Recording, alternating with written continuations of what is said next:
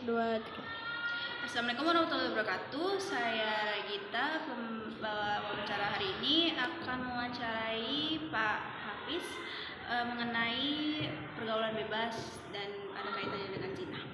Baik, Bapak, selamat siang. Terima kasih sudah menghadiri wawancara ini. Bagaimana kabar Bapak? Baik. Saya akan menceritakan kasus yang terjadi tentang pembuangan bayi Banjarmasin yang terciduk dua pelajar yang masih bersekolah lantaran diduga terlibat membuang bayi di jalan kecil yang keramat di Banjarmasin Utara. Hal ini menjadi sorotan khususnya wali kota Banjarmasin, Kak Ibnu Sina. Dia tidak menyukai hal kasus yang sedang terjadi dan dengan cepat Ibnu membuat program pencegahan pergaulan bebas di sekolah tersebut. Tak lupa, Ibnu juga turut mengajak semua pihak baik dari orang tua, keluarga, dan lembaga pendidikan untuk mencegah fenomena ini terjadi lagi. Nah, sekarang saya akan menanyakan pertanyaannya untuk Bapak. Menurut Bapak, apa dampak bagi sekolah kedua pelajaran tersebut yang masa depannya yang akan terjadi? Oke, untuk sekolah itu pasti akan mengalami namanya ya malu yang pertama ya. Yang kedua, kalau memang sekolah itu swasta, dia akan mengalami namanya penurunan siswa mungkin karena adanya berita yang sangat viral seperti ini. Kalau untuk negeri sih ya aman karena kan mereka memang kan negeri itu banyak yang dicari ya. Kalau untuk sekolah swasta sangat berdampak untuk pendapatan siswa barunya karena sekolahnya viral terus akhirnya ya banyak orang tua yang tidak mau anaknya menjadi korban seperti itu. Siapa yang paling dirugikan di kasus ini? Yang paling dirugikan yang pertama ya adalah diri sendiri sebetulnya. Ya, kedua pelajar tersebut karena memang mereka melakukan ya karena bujukan rayuan dari oleh pacaran akhirnya melakukan zina, akhirnya dia hamil duluan, punya anak dan karena malu ya hasil hubungannya dibuang. Ya kalau untuk yang kedua yang dirugikan ya sama orang tuanya. Yang ketiga ya lingkungan sekitar dia tinggal bahkan malu punya masyarakat atau anggota masyarakatnya yang melakukan hal seperti itu. Terima kasus ini kapan waktu yang pas untuk mengedukasi anak? Oke, kalau edukasi sebetulnya dari tingkatan SD ataupun TK mulai dari TK SD itu sudah mulai ada edukasi bagaimana cara mencegah agar bagian mana yang boleh disentuh oleh orang lain ya itu kan udah edukasi ya.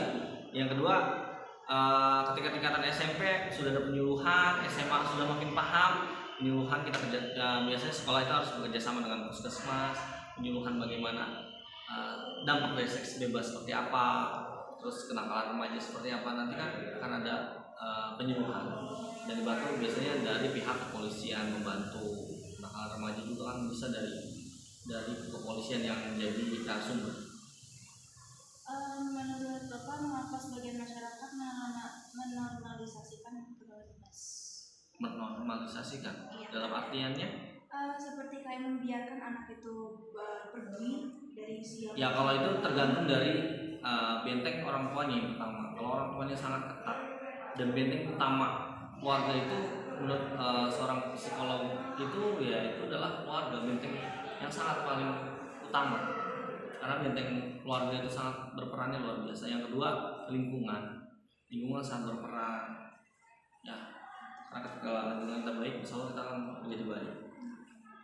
Menurut Bapak di mana awalnya terjadi pergaulan bebas biasanya kayak kenapa tiba-tiba anak pengen pergaulan bebas nih? Ya karena anak itu kan makin lama ketika umurnya semakin dewasa dia akan mengalami namanya perubahan apalagi laki-laki kan dari awalnya mereka lihat teman terus dia ikutan coba ternyata akhirnya dia terjebak dalam hal tersebut.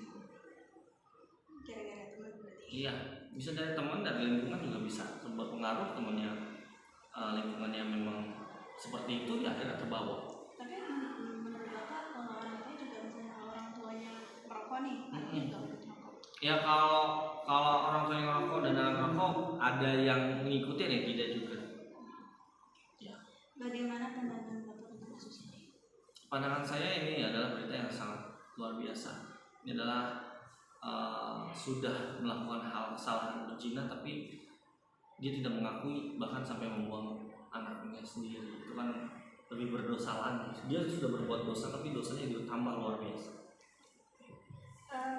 Penyebab utama dari kasus tadi itu tuh kasus pembuangan bayi di Banjarmasin itu penyebab utamanya itu kenapa?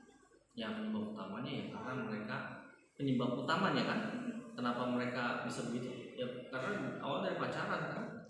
Ya kayak merasa malu kah? Kalau itu dampaknya. Oh ya dampaknya. Iya, kalau dampaknya pasti mereka akan mengalami ya namanya malu pasti. Ya bisa dibully mungkin sama teman-temannya. Peran keluarga dan lingkungan sekitar dalam pencegahan tindakan pembuangan bayi itu harus bagaimana? Ya pencegahannya ya kalau untuk itu ya jangan pacaran, lebih baik karena menjauhi zina. Perempuan dari Ya laki-laki. tidak seperti itu karena perasaan itu pasti punya.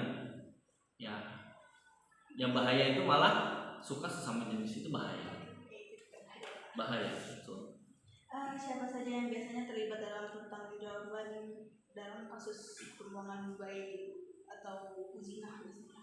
Ya kalau untuk ranah sampai dibuang itu kan harus ada, kalau anaknya mati ya sampai meninggal kan?